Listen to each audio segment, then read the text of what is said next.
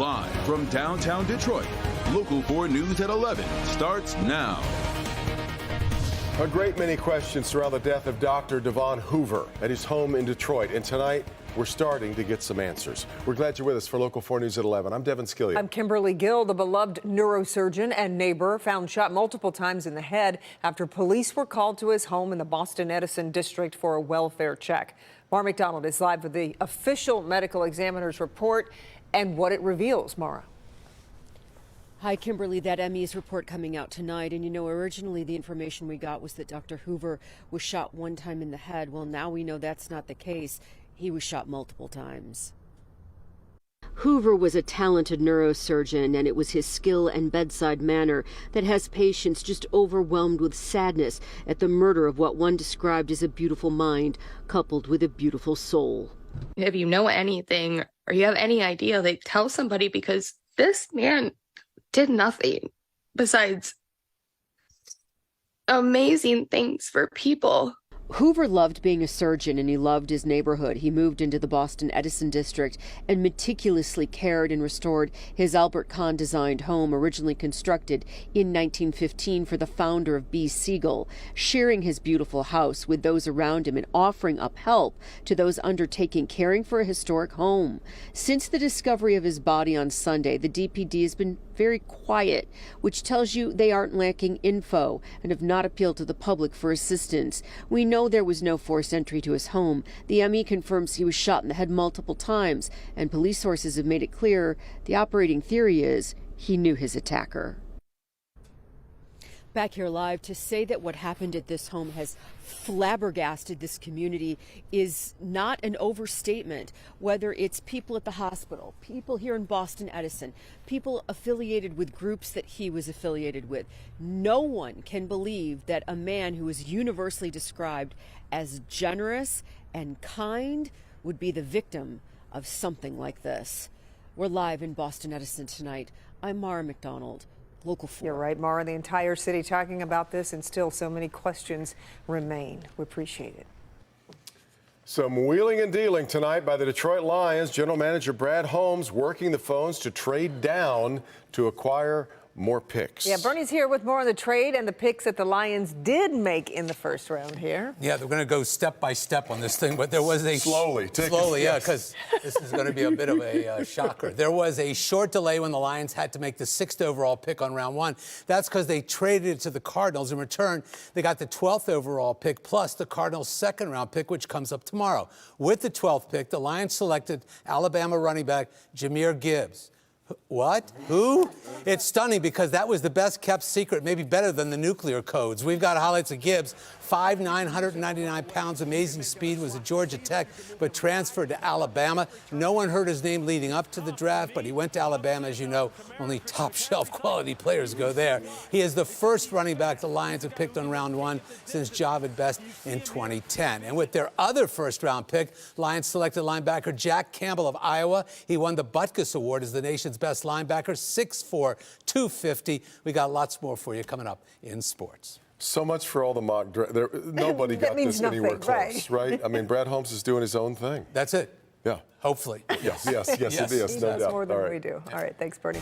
All right, a live look at Kansas City right now, where the draft has brought it together NFL fans from all over. And in addition to the Lions fans in attendance, there's a delegation from Detroit. They're doing some serious scouting because next year's draft will be held right here. And that shot earlier when it was daylight, you could see the crowd outside there in Kansas City puts that in perspective. It's massive. Nick Monticelli traveled to KC and joins us live with more on the festivities and what our people have been learning there. But Nick, first of all, I understand you got fan reaction to this first selection of the Lions tonight, which shocked a lot of folks. Attention NFL draft fans. Yeah, as soon as Jahmyr Gibbs was picked, we ran back into the fan areas to try to get an idea of what their reaction might be. And like Bernie was just saying, I think a lot of people paused and said, wait, huh? We are not happy. We do not take running backs in the first round. Got to go defense. We traded back. We wanted defense, and we got the second best running back in the first round. Trust Brad Holmes, I guess. You know, they can't really say much, you know. Worst defense in the league. You needed to draft defense. What are we doing? what do we do? He says. All right, so the second half of why we're here, talking about that Detroit delegation, trying to look at all of this, all the fanfare, all the festivities, all of the people, 500,000 people expected here in Kansas City, as you can see, and also in Detroit. So this team is here because they know it's going to be such a big deal. They want to make it perfect, and they want to learn from the good things and maybe some of the mistakes here in Kansas City. Lions fans at the NFL draft in Kansas City cannot wait for all this to take over Detroit. They'll be really surprised because Detroit has come a long way, and it's getting even better year by year. This while the other Detroit team here is planning the draft in the Motor City. They are touring Kansas City, taking pages of notes, starting with navigating the events. Simple things like signage. Where do people come? Where do they drop off? Where does an Uber driver pick up or drop off? Unlike in Kansas City, Detroit's director of planning wants to make sure local businesses are accessible. We want to make sure they get to Greektown with no problem. They get to downtown. They get to Gorktown. Mayor Mike Duggan is a part of this delegation as well. I certainly want the fans coming from around the country to have a great experience. I also want the entrepreneurs and businesses in Detroit to get the maximum benefit. So I was just talking to somebody, they brought flower arrangement people here from out of town and we're paying them $80 an hour to come in and do that. I'm going to want that kind of work done by Detroiters. But the lesson in Duggan's playbook looks far beyond the 500,000 people expected next year. If you bring 500,000 people to Detroit and they say, this city is amazing, it's got all these things that we didn't know were going on, and go back and tell their friends and come back, we will have many more times that much impact. And that's our goal. Our goal is not to have them just have a good experience for 3 days, but to go back and tell everybody the real story of Detroit. And I think the mayor hit the nail on the head there, that this is about so much more than just one event in the city of Detroit. And again, the vibes here are just absolutely amazing. The atmosphere to have all these fans, again, 500,000 fans here, all kind of enjoying what's happening and enjoying the experiences and tossing balls around. This is just a great day. And Devin and Kimberly, I think you can imagine what the mayor is trying to do here. Just recognizing that this is such a large opportunity outside one event, and B, I don't think anybody would take too kindly to having flower vendors that charge $80 an hour from outside Detroit. That's right. Yeah. And that's just the playbook. That's part of the playbook. Yeah, that's part of the point of this trip. Do it better, right? That's exactly right. Yeah. Really been good stuff, Nick. Really appreciate the view you've given us on all this. And there's still 2 more days to go. I know. Draft. Yeah, it's such a big event. Right. Yeah. All right, Nick. Okay, let's get over to Kim Adams right now. For once, we are not talking about freeze warnings. This is great. This is true. Can I add, in addition to the flower vendors, we have tutors for those of us that still can't figure out how the what's draft going works? on. I just base it on when everybody yells in the newsroom and they seem excited. I'm like, yes! What just happened? Just join in. That's right. Yay! I'm just like that 3-second delay, though.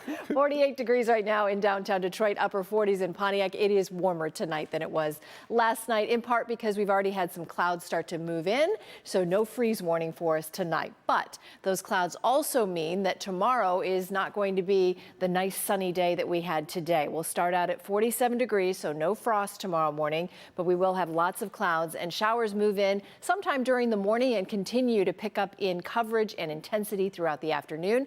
Looks like a pretty soggy day ahead for us with temperatures in the upper 50s. So the weather story, increasing clouds continue overnight tonight, rain showers Friday and through parts of the weekend, but not all of the weekend. And then that rainy, unsettled pattern continues all the way through Tuesday. You're definitely going to want to have our Forewarn Weather app, because this weekend with just scattered showers, it's a good indicator to let you know how long you have outside while it's still dry in your neighborhood.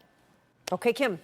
The motive in February's deadly campus shooting at Michigan State University remains a mystery, but police are revealing some new information in their investigation. They say the shooter did not have any connection to the university, and they aren't sure why he targeted the campus. He had alcohol and THC in his system and 2 guns on him when he died. Both were legally purchased but not registered. Police say he fired a total of 18 shots at Berkey Hall and the Michigan State Union. 3 students were killed and 5 others hurt in the February shooting. Police say the investigation is still ongoing. Pontiac man is facing charges after he allegedly threatened to shoot up the Detroit Skate Club in Bloomfield Township. Police say 38-year-old Benjamin Denning called the skate club to say he was going to shoot people with an AR-15. He apparently left his real name on the voicemail, which made it fairly easy for police to track him down. Being held right now, he's been denied bond.